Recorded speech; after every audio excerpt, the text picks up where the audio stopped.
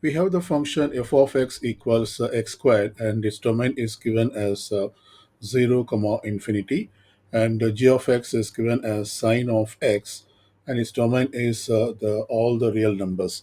And we have to determine the domains of GOF and FOG. So that is, first we will determine the G circle F. So this is G circle F or G of F, and this is equal to G of f of x.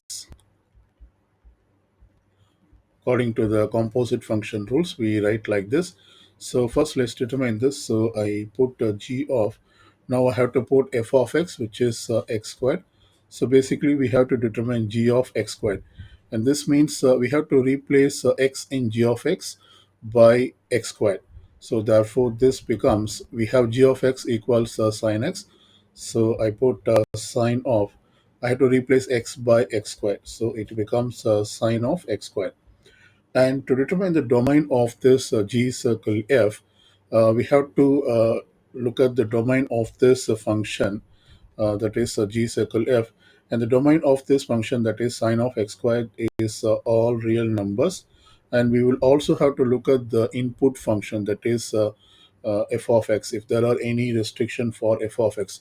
Clearly, we see that for the input function f of x, its domain is 0 comma infinity. And this means, since we have that restriction, we see that the domain of this G circle F is 0 comma infinity. So this is the domain of this function, G circle F or G of F.